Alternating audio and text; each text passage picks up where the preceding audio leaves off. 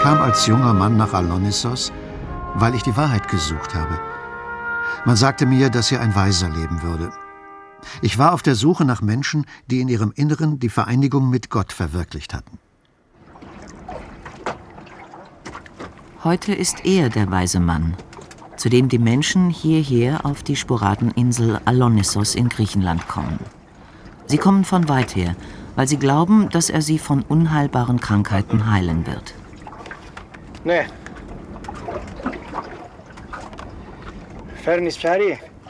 Der 66-jährige Yorgos Vithoulkas gilt als der berühmteste Homöopath der Welt. Für viele ist er die letzte Hoffnung.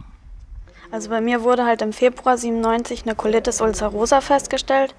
Die gilt halt in der Schulmedizin als unheilbar. Und seitdem habe ich auch schon mehrere Krankenhausaufenthalte hinter mir.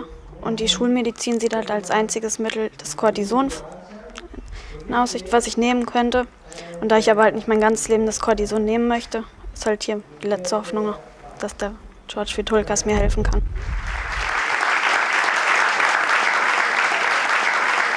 Wer ihm hier so begeistert applaudiert, sind Kardiologen, Kinderärzte, Allergologen, Gynäkologen, Heilpraktiker, Allgemeinmediziner. Sie kommen aus der ganzen Welt nach Alonissos, um von ihm zu lernen, wie man chronische Krankheiten heilt. Auch Evas Fall wird hier behandelt. Sie hat eine Entzündung des Darmes mit starken Blutungen. Auch Yorgos Vithoulkas war chronisch krank, bevor er die Homöopathie entdeckte. Seine Lebensgeschichte ist die Suche nach einem Ideal, der gesunde Mensch, die Harmonie von Geist, Seele und Körper.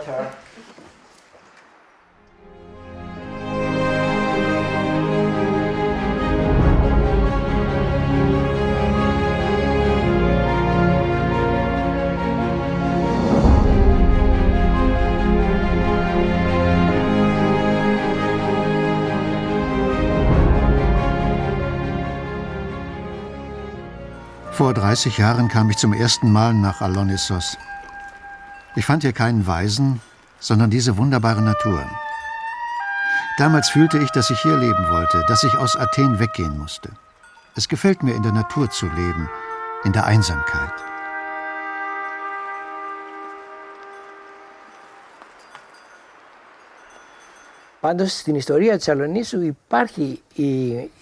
Schon in der Antike gab es auf Alonissos Heilzentren.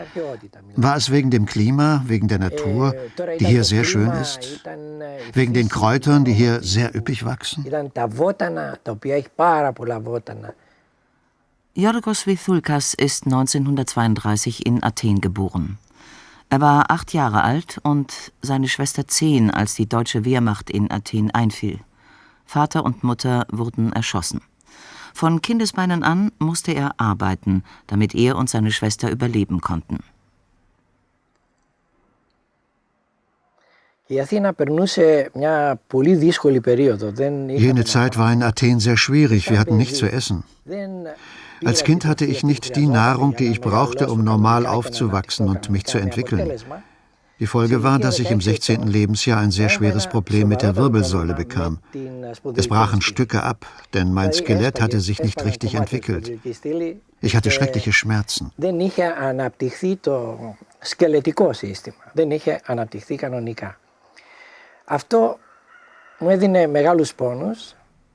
Die Ärzte schlugen ihm eine Operation der Wirbelsäule vor, mit dem Risiko, gelähmt zu bleiben.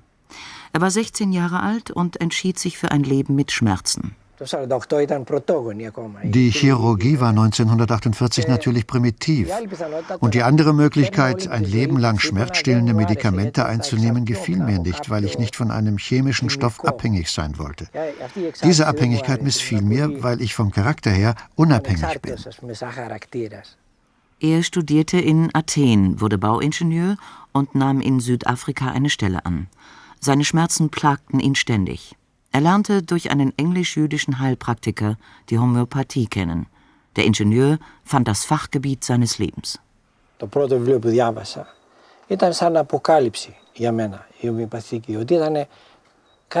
erste Buch über Homöopathie, das ich gelesen habe, war für mich wie eine Offenbarung.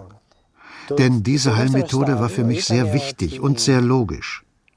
Ab dann sahen mich die Menschen in Südafrika, die mich kannten, ständig lesen. Ich las ununterbrochen und überall. Ich war besessen von dieser Heilmethode. Ich ging ins Restaurant, hatte das Buch neben mir und ich las und aß. Bei der Arbeit las ich. Wenn ich abends von der Arbeit nach Hause kam, las ich weiter. Und tatsächlich fand er die Heilung für seine eigene Krankheit in der Homöopathie, das heißt in der Natur. Die Heilmittel der Homöopathie stammen aus Kräutern, aus Mineralien, aus Schlangengiften und anderen tierischen Substanzen. Um ihre Wirkung zu erforschen, werden die Mittel gesunden Menschen verabreicht, die Symptome akribisch genau über Jahre beobachtet und festgehalten. 2000 Arzneimittel bietet die Natur an.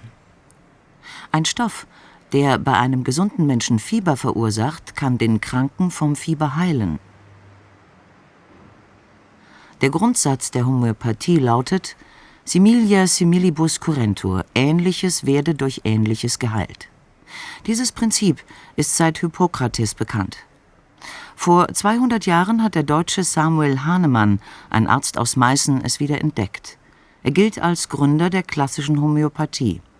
Um sanft, schnell, gewiss und dauerhaft zu heilen, wähle eine Arznei, die ein ähnliches Leiden erregen kann, wie sie heilen soll, schrieb Hahnemann. Yorgos Vithoulkas ist ein Meister darin. Nach der klassischen Methode sucht er das Heilmittel für Eva. Ihre Ärztin und eine Dolmetscherin sind dabei. Evas starke Darmblutungen sind für Vithoulkas nur ein Teil ihrer Krankheit. Er will den ganzen Menschen kennenlernen, um die Symptome richtig zu deuten. Was denkt Eva, was fühlt Eva, was hasst sie, was liebt sie? And she can eat vegetables and fruits. Können Sie Gemüse und Obst essen? Oder verschlimmert das die Colitis? Also Gemüse kann ich alles essen und halt Früchte, Südfrüchte, Zitrusfrüchte nicht. Echte Heilung heißt in der Homöopathie, die Harmonie von Körper, Denken und Fühlen wiederherzustellen. Alle scheinbar einfachen Fragen sind von großer Bedeutung. She is intolerant of heat. Können Sie Hitze nicht vertragen? There is a lot of heat because I see. Nein, ich vertrage Hitze gut.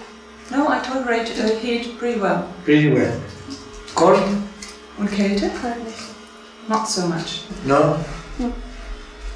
Salz, wie viel Salz benutzen Sie? Sehr wenig. Very little. Welche Beziehung hat sie zum Vater, zur Mutter? Hat sie kalte Füße, Ängste? Schläft sie auf dem Bauch, auf der Seite? Schwitzt sie leicht? Welche Krankheiten hat sie in der Kindheit gehabt? Vithoulkas Schüler verfolgen in der Videoübertragung die Krankheitsgeschichte der Patientin, um anschließend zusammen mit ihm nach der geeigneten Arznei zu suchen. Während das Seminar läuft, landet auf der Insel die nächste Patientin. Die reiche Israelin kommt mehrmals eigens für die Behandlung nach Alonissos. Politiker, Künstler, Schriftsteller, Geschäftsleute aus Sydney, Moskau, London oder New York kommen auf die Insel. Nicht, dass er mit ihnen für sich Geld verdienen will. Sie sind wichtige Werbeträger für die Homöopathie und außerdem finanzieren sie seine Forschung. Lilienwurzel, Sepia, Schwefel. 3 Stunden diskutieren sie jetzt schon über die richtige Arznei für Eva. Die Ärzte lernen aus Vithoulkas 40-jähriger Erfahrung, das Krankheitsbild des Patienten zu erkennen und das dazugehörige Mittel unter den 2000 herauszufinden. Jedem Patienten soll nur ein einziger Wirkstoff verschrieben werden. Nux vomica heißt das Mittel, das Yorgos Vithoulkas selbst nimmt. Λέγεται Nux vomica. Nux vomica stammt von einem Baum in Südamerika. Diese Arznei enthält etwas Strychnin und ist geeignet für Personen, die sehr reizbar und nervös sind, die nicht leicht einschlafen können. Sie leiden unter Schlaflosigkeit. Menschen, die alles selbst machen wollen. Sie wollen die Kontrolle über alle Dinge haben.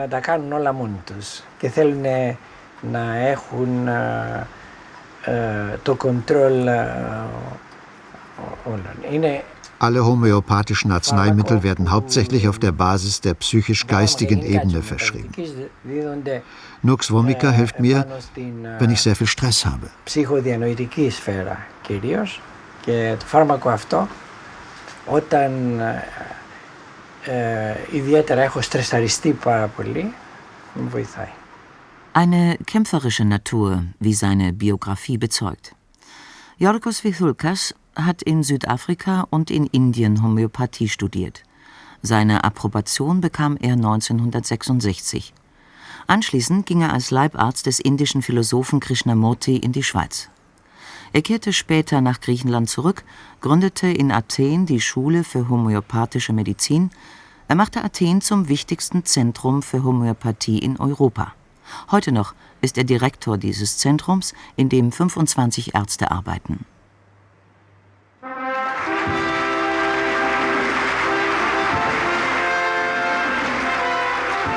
Der Höhepunkt seiner bisherigen Karriere war die Verleihung des Alternative Nobelpreises für Medizin im Jahre 1996. Im Stockholmer Parlament überreichte ihm Jakob von Uexküll den Preis. Bezeichnenderweise genau 200 Jahre nach der Gründung der klassischen Homöopathie durch Hahnemann.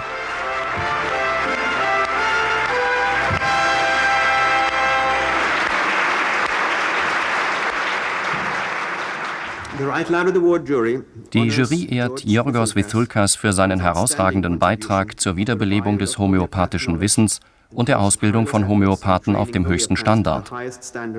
Dadurch ist die Homöopathie eine effektive Alternative zu anderen medizinischen Schulen geworden.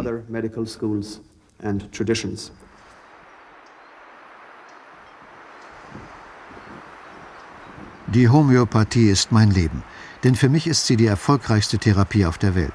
Sie ist eine Therapie, die mit der Natur geht, sie begleitet.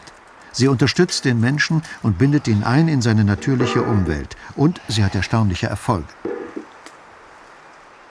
Sein Garten, Oliven, Feigen, Granatapfel, Mandelbäume. Sein Lieblingsplatz, wo er jeden freien Moment verbringt. Ναι, έχει πάρει αντιβιωτικά. Πάρα πολλά. Ναι, ναι. Aber wirkliche Freizeit kennt dieser Mann nicht. Er ist stets für seine Patienten und seine Ärzte aus dem Athener Zentrum erreichbar. Τα δόντια φεύγουν από μόνα τους μετά τα αποστήματα. Πέφτουν αυτό.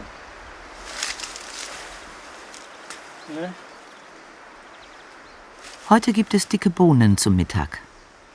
Er macht mit seinem Gärtner den Garten, das heißt, er überlässt ihn eigentlich der Natur. Τι φάρμακο σκέφτεσαι? Όχι. Φυτόλακα, ναι, σωστό. Φυτόλακα 200, δώσε επανειλημμένες δόσεις, δώσε 5-6 δόσεις. Zum Heilen gehört Liebe, totale Hingabe. Du musst dich oft selbst vergessen. So beschreibt Vithoulkas seine Arbeit. Όχι. Εντάξει. Εντάξει. Ja. Herr Vithoulkas, wer war diesmal am Telefon? Ήταν ένας γιατρός από το κέντρο.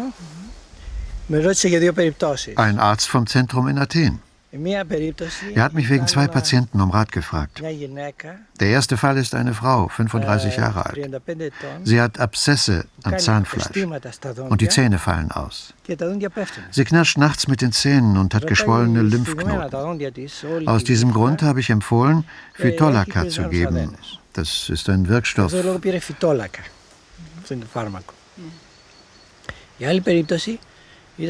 Die zweite Patientin hat eine schmerzhafte Kehlkopfentzündung auf der linken Seite. Wenn sie sich ins Bett legt, hat sie den Eindruck, erwürgt zu werden. Sie bekommt keine Luft, wird ständig wach.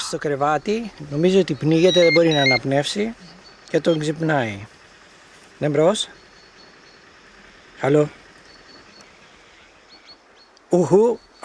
No, call the academy. Oh, hi, Richard. Okay. Where are you, in England or in... Oh, yeah. No, it's okay. See you. Okay, Richard, bye. Was bedeutet Ihnen die Gartenarbeit? Sie bedeutet Entspannung, seelische Reinigung. Seelische Reinigung? Dadurch werde ich von den vielen Problemen, die sich in mir ansammeln, seelisch gereinigt. Ich komme hierher und arbeite. Und es ist für mich eine Befriedigung. Die einzige Befriedigung, die ich außer meiner Arbeit habe. Die einzige Befriedigung? Die einzige. Ich habe kein Interesse daran, in eine Bar zu gehen, in eine Disco. Ich bin noch nie in einer Disco gewesen. Ich habe noch nie Karten gespielt, obwohl es bei uns üblich ist zu spielen. Ich kann nicht Karten spielen. Ich trinke nicht. Verbringen Sie die meiste Zeit hier?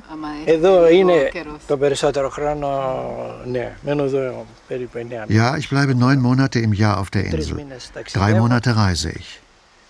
Ich unterrichte im Zentrum in Athen und im Ausland. In Deutschland bin ich zuletzt vor 1,5 Monaten gewesen. Dieses Jahr fahre ich noch einmal nach Bonn und halte ein Seminar an der Universität. Dann nach Russland, an die Moskauer Akademie. Dann nach Holland.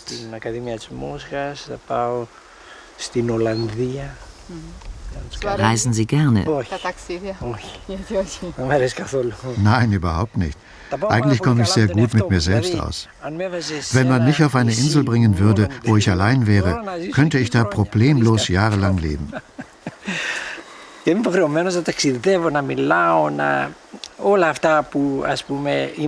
Aber ich bin verpflichtet zu reisen, zu reden. Ich habe begriffen, dass ich das alles machen muss, um die Homöopathie zu verbreiten. Sonst wird nichts geschehen für die Homöopathie. Sie ist sehr wichtig für die gesamte Menschheit. Das müssen die Menschen verstehen. Sollten sie es nicht begreifen, dann werden wir große Probleme haben, weil die chemischen Arzneimittel allmählich die Organismen zerstören. Sie werden die menschliche Rasse degenerieren.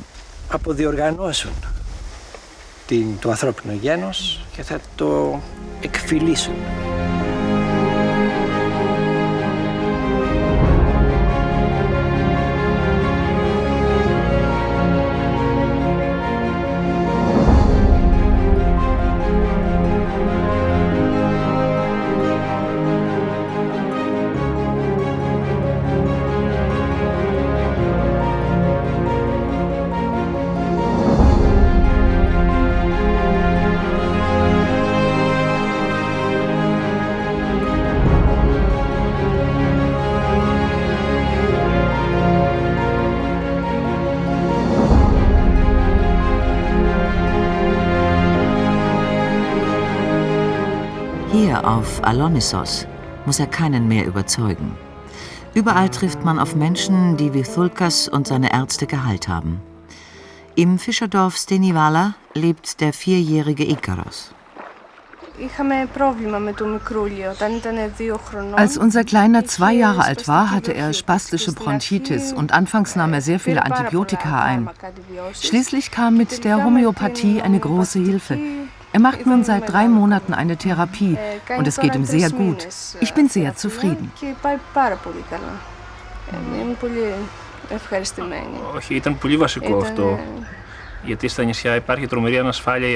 Es war eine sehr ernste Sache.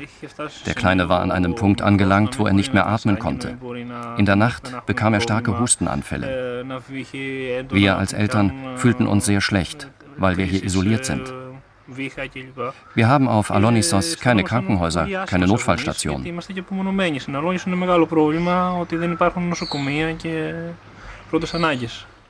Der Elektroingenieur Viron Papageorgiou, ein Rentner aus Athen, macht Urlaub auf Alonissos.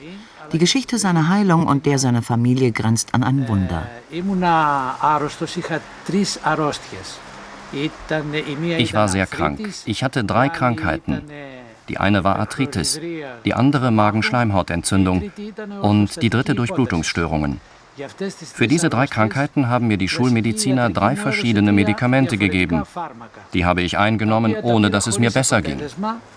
Weil meine Lage aussichtslos war, wandte ich mich an die homöopathischen Ärzte, an Herrn Vithulkas. Danach hat sich mein Leben total geändert. Ich bin gesund geworden.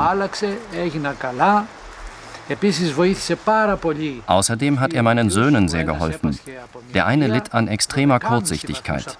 Er hatte 12,5 Dioptrien auf dem linken Auge und 1,5 auf dem rechten. Das Kind konnte überhaupt nicht sehen. Nach der Behandlung, die Herr Vithulkas persönlich übernommen hat, hatte der Junge schon nach 6 Monaten 8 Dioptrien links und 4,5 rechts. Er konnte plötzlich normal sehen. Und bis heute, er ist 29 Jahre alt, haben sich seine Augen nicht verschlechtert. Das alles ohne chirurgischen Eingriff. Sein Leben hat sich geändert.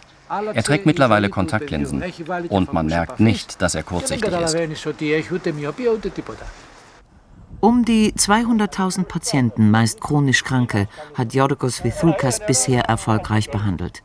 Patienten mit einer Krankheit im Endstadium kann auch er nicht mehr retten. Gerade hat er einen Anruf von seiner Sekretärin bekommen und die Verärgerung kann man ihm vom Gesicht ablesen. Das englische Parlament will ein Gesetz gegen die Vergabe von homöopathischen Mitteln an Tiere verabschieden.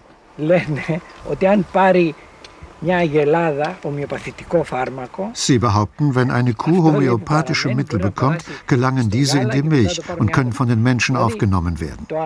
Das ist doch blödsinnig. Sie geben der Kuh Antibiotika, Hormone, das macht ihnen nichts aus, aber homöopathische Mittel schon.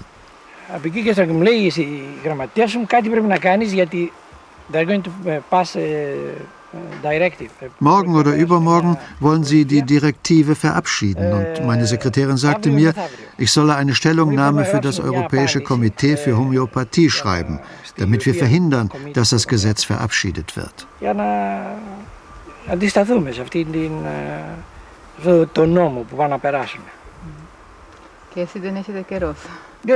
Und ich habe keine Zeit dafür. Solche Dinge machen mich wütend.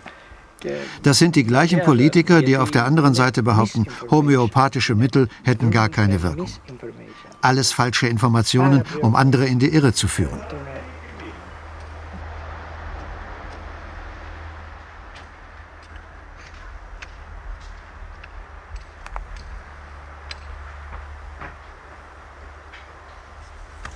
Yorgos Vithulkas Rückzug in die Idylle Alonissos ist nur bedingt gelungen.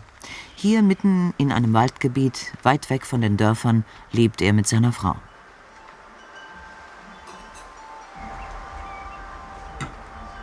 Frau Vithulka ist auch Griechin.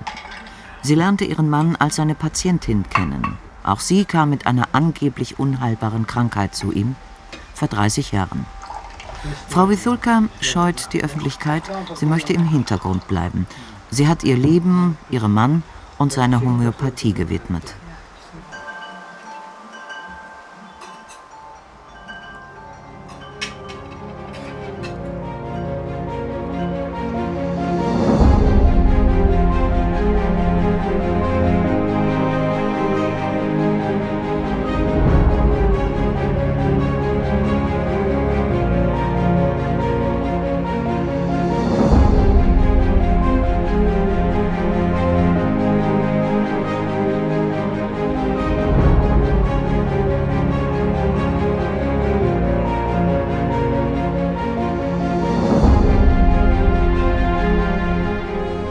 Alonissos ist das Tor zum größten Meeresnaturschutzgebiet Griechenlands.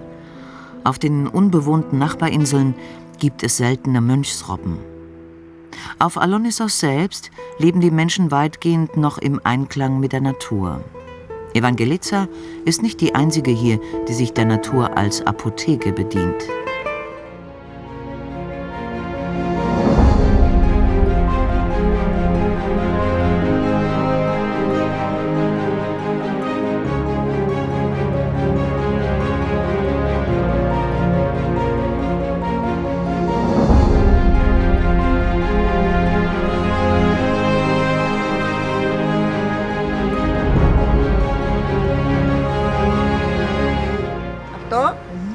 Dieses Kraut heißt Kallikrassou und ist gut für den Magen.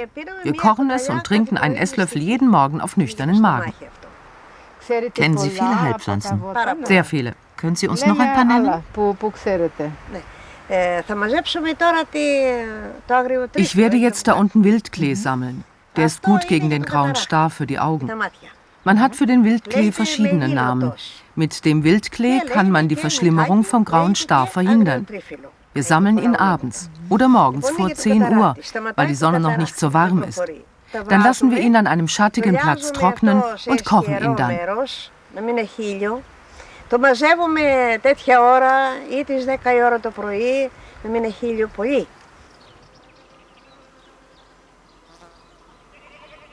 Auch im alten Dorf, das den Namen der Insel trägt, hat die Natur den Sieg davongetragen.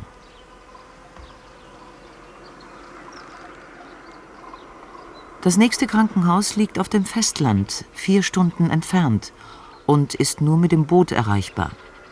Die Menschen mussten sich hier selbst helfen und die alten Heiltraditionen blieben erhalten.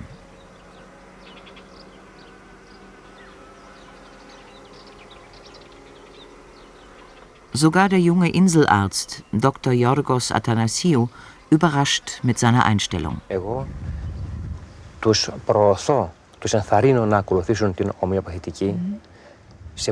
Ich ermutige meine Patienten in vielen Fällen, bei denen die Schulmedizin nichts machen kann, sich homöopathisch behandeln zu lassen. Wir Schulmediziner behandeln nur Symptome mit Chemie. Wir therapieren nie die eigentliche Krankheit. Sicherlich kann ich nicht alle Patienten zu Homöopathen schicken, denn ich würde damit das Gesetz brechen. Der griechische Staat verpflichtet mich dazu, der Schulmedizin zu dienen.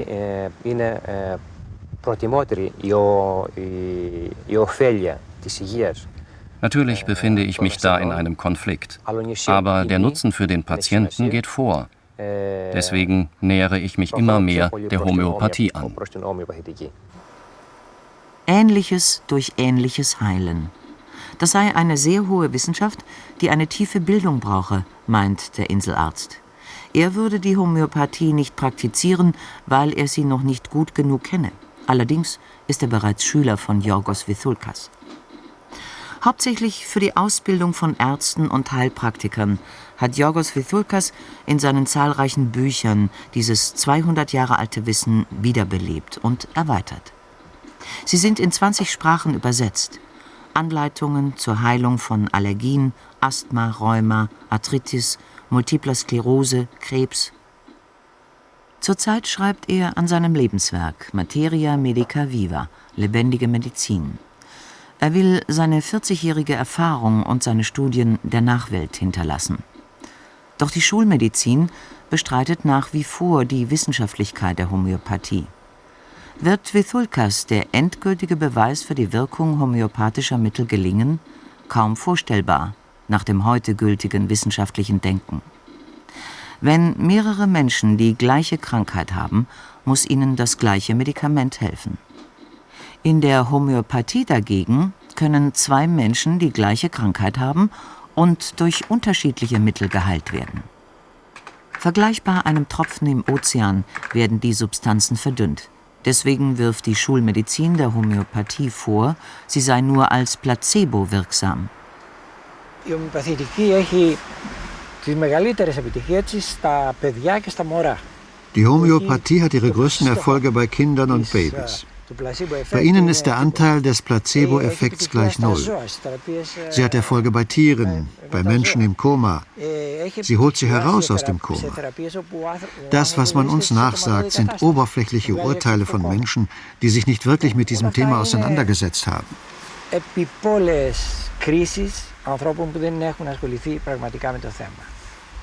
Wir haben sehr viele Erklärungen abgegeben, wie die Homöopathie wirkt.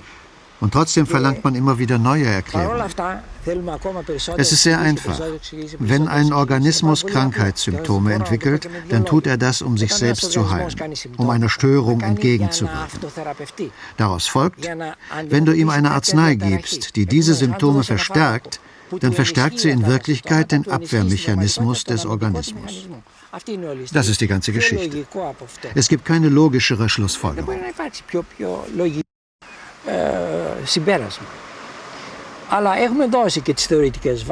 Wir haben auch die theoretischen Grundlagen erarbeitet, unter anderem mit Hilfe der Physik. Es bleibt jedoch immer dieses Problem, warum das Medikament wirkt, obwohl die Substanz in der Verdünnung nicht mehr nachgewiesen werden kann. Aber es wirkt. Was interessiert uns also wie? So war es auch mit der Elektrizität. Am Anfang wussten wir nicht, was es war. Wir drehten einen Knopf und es wurde Licht. Wussten wir, dass es die Bewegung von Elektronen ist? Oder konnte jemand damals erklären, was Elektrizität ist? Hätten wir also folglich auf den elektrischen Strom verzichten sollen, weil wir nicht wussten, wie er entsteht?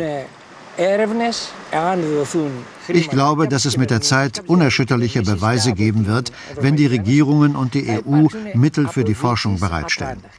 Aber es ist nicht ein Problem von Beweisen, sondern ein Problem der Pharmakonzerne, die viel Geld verlieren, weil mittlerweile Tausende, Millionen von Patienten zu homöopathischen Ärzten gehen.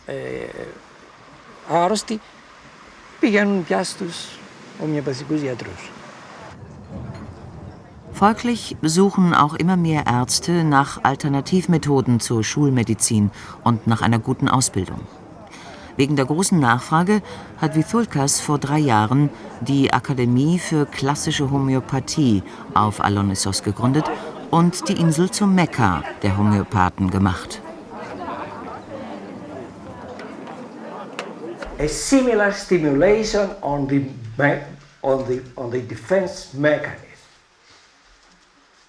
But always remember, if this happens, then your patient belongs to this. Yorgos Vithoulkas Seminare sind stets ausgebucht. Aus aller Herren Länder kommen die Ärzte und Heilpraktiker. Aus Amerika, Deutschland, Russland, Italien, Holland, Schweden, Malta, Israel, Indien, aus der Schweiz. 17 Nationalitäten sind hier versammelt. Da viele Bewerber nicht aufgenommen werden können, werden seine Lehrveranstaltungen auf Video aufgezeichnet und im Ausland für die Fortbildung verwendet. In Deutschland übernimmt die Yorgos Vithoulkas Stiftung in Stockdorf bei München diese Aufgabe. Sie wurde eigens für die Unterstützung seiner Arbeit von deutschen Homöopathen gegründet. Die aktiven Kinder gehören die in die 3. Gruppe? The hyperactive children, do they belong into the 3rd group? 8 Semester dauert die Ausbildung, pro Semester 2 Wochen Intensivkurs. Nach der Abschlussprüfung bekommen die Teilnehmer ein Diplom von Yorgos Vithoulkas, das in homöopathischen Kreisen besonderes Ansehen genießt. Der griechische Staat jedoch erkennt Yorgos Vithoulkas Studium der Homöopathie nicht an. Der Meister selbst darf den Beruf eines Arztes nicht ausüben, im Gegensatz zu seinen Schülern, die in den meisten Fällen zugelassene Ärzte sind. Den Beruf des Heilpraktikers kennt Griechenland nicht. 2 Allgemeinmediziner aus Deutschland und ein Kardiologe aus der Schweiz über den Grund, warum sie hierher kommen. Die absolute Ohnmacht und Frustration, vor allem bei der Behandlung der chronisch Kranken. Ich habe keinen Ausweg gesehen. Ich konnte nicht chronisch kranke Menschen effektiv heilen. Sehen Sie hier in der Homöopathie einen Ausweg? Absolut. Vor 12 Jahren habe ich dann das Videoseminar von George Vithoulkas gesehen und dann war einfach ein Erleuchtungsprozess für mich. Das ist Homöopathie, so wird Homöopathie praktiziert. Und ich habe dann sofort aufgehört und habe wirklich dann auch sehr viel Glück gehabt. Ich konnte sofort ein Seminar bei ihm machen und mache jetzt seit 12 Jahren klassische Homöopathie und ich kann mir keine andere Art von Medizin vorstellen. Was bedeutet Ihnen George Vithoulkas persönlich? Was er mir bedeutet? Persönlich. Also er ist halt einfach ein ganz großer Lehrer und ich sehe ihn inzwischen auch als Freund. Weil ich kann bei jeder Schwierigkeit, die ich habe, kann ich ihm einen Fax schicken oder anrufen. Und ich kriege Ratschläge von ihm und wurde auch von ihm schon selber in einer lebensbedrohlichen Situation behandelt. Also er ist für mich wirklich der strahlende Lehrer. Ein ganz, Meister? Ja, er ist, glaube ich, für uns alle einfach ein ganz wichtiger Mensch auf diesem Planeten. Ich bin Allgemeinmediziner. Bei mir war es genau diese Unzufriedenheit, dass der Patient auf ein krankes Organ reduziert ist, auf seine Laborwerte reduziert ist und nicht das Ganze gesehen wird. Und ich habe mich auf die Suche begeben und habe eben die Homöopathie gefunden. Und bei George speziell habe ich eben gesehen, dass er genau das, was Hahnemann schon vor 200 Jahren geschrieben hat, wieder aufgegriffen hat, nämlich das Einbeziehen der Gemüts- und Geisteskrankheiten. Vithoulkas Sekretärinnen tippen Briefe an die Kirche. Sie wehren sich gegen eine Diffamierungskampagne. Solche Ärzte und Heilpraktiker seien eine Sekte und Yorgos Vithoulkas der Sektenführer. So lautet der neueste Vorwurf von 2 Medizinprofessoren aus Griechenland. Sie wollen erreichen, dass die griechisch-orthodoxe Kirche dies offiziell erklärt und Vythulkas exkommuniziert. Diese Broschüre mit den Anschuldigungen wird überall in den Kirchen verteilt, Zustände wie im Mittelalter. Nun sitzt er hier und unterschreibt eine Gegendarstellung, die er an die Metropoliten, die Erzbischöfe Griechenlands, verschicken will. Es ist bereits der zweite Angriff, der gegen ihn in seiner Heimat geführt wird, ungeachtet seiner internationalen Anerkennung. Vor 2 Jahren, nach der Preisverleihung, hatten jene Professoren durch die Presse verbreitet, dass Vythulkas und einer seiner Ärzte in Athen am Tod des damaligen Ministerpräsidenten Papandreou schuldig seien. Selbst der Geheimdienst Griechenlands hat sich eingeschaltet. Papandreou wurde teilweise mit homöopathischen Mitteln behandelt, allerdings viel zu spät. Vythulkas muss die Insel wieder mal für einige Tage verlassen. Er hat einen Termin beim Kirchenrat in Athen und eine Einladung vom Gesundheitsausschuss des Europarats, Tagungsort Zypern. Mr. Vythulkas, I welcome you very much and ask you please to take a stand.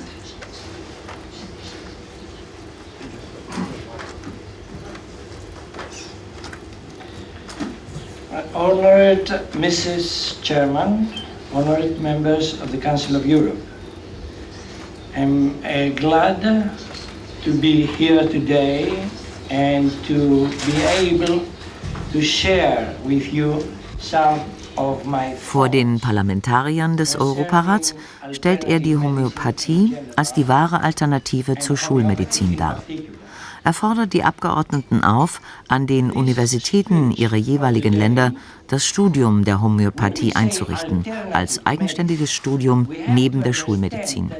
Nur so könne man die Patienten vor den Scharlatanen unter den Homöopathen schützen und die große Nachfrage nach homöopathischen Ärzten seriös beantworten. Deswegen müsse auch die Forschung dringend gefördert werden. Die Kassen sollten angehalten werden, homöopathische Behandlungen und Arzneien voll zu finanzieren. Da die homöopathischen Medikamente billiger seien, liege hier angesichts unserer leeren Kassen außerdem eine Chance für die Gesundheitsreform.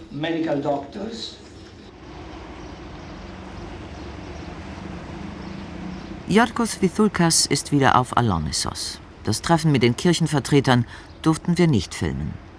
Überhaupt will die Kirche zu den Vorwürfen gegen Vythulkas und seine Schüler nichts sagen.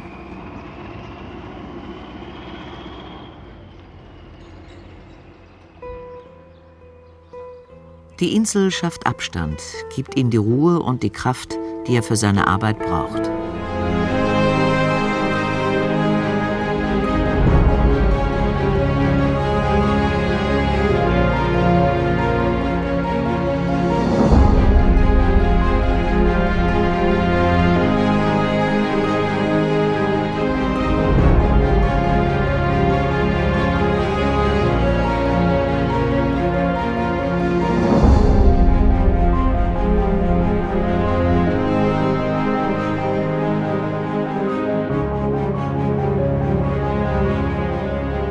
Vor der Akademie zeichnet Eva die Stätte ihrer Hoffnung.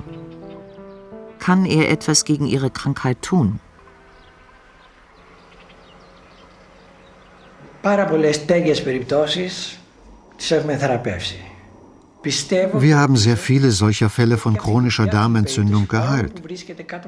Obwohl sie viel Cortison bekommen hat und Cortison die Behandlung für uns schwierig macht, glaube und hoffe ich, dass dieses Mädchen in einigen Monaten, in weniger als 4 Monaten, in einem sehr guten Zustand sein wird. Die völlige Heilung wird etwa 1 Jahr dauern.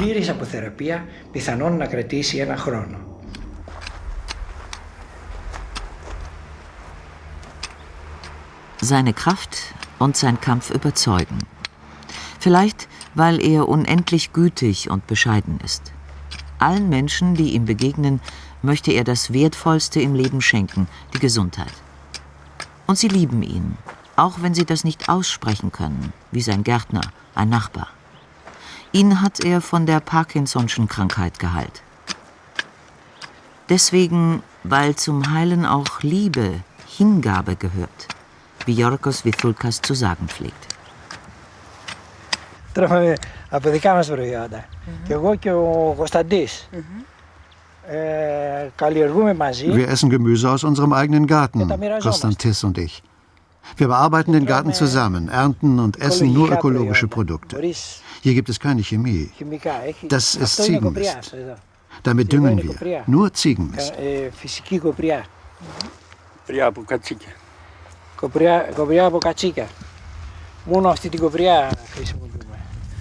Wo lernen Sie solche Sachen? Hier bei Konstantis. Er ist mein Lehrer in der Gartenarbeit.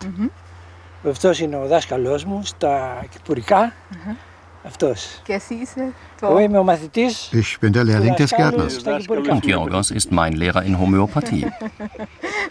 Und das seit 17 Jahren. Damals zitterte er so arg, dass er kaum etwas in der Hand halten konnte, sagt Konstantis. Ich gebe ihm eine Arznei für seine Konstitution, weil ich darauf geachtet habe, wie er sich anzog, wie er reagiert hat, welche Speisen er aß. Diese Menschen können einem nicht sagen, was sie für psychische Probleme haben. Er würde mir sagen, was fragst du mich da? Ich habe hier einen Schmerz am Knie und brauche eine Arznei und Schluss. Dieser Mann wäre jetzt mit seinen 81 Jahren total unfähig.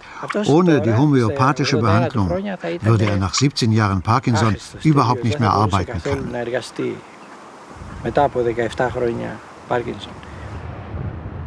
Der nächste Plan eines ruhelosen Geistes: Hier an der schönsten Bucht Alonissos wird er bald ein Gesundheitszentrum erbauen lassen. Sozusagen das Krankenhaus zu der Akademie. Architekten aus Singapur, Berlin, Athen, London und München haben Yorgos Vithoulkas bereits ihre Entwürfe vorgelegt. Mein Lebenstraum ist, die Homöopathie auf diesem Planeten anerkannt zu sehen, ohne dass jemand sie ins Wanken bringen kann, sie verdrängen kann, ohne dass jemand dieses Kapitel jemals wieder schließen kann, so wie es in der Vergangenheit oft passiert ist. Die Homöopathie wird bleiben.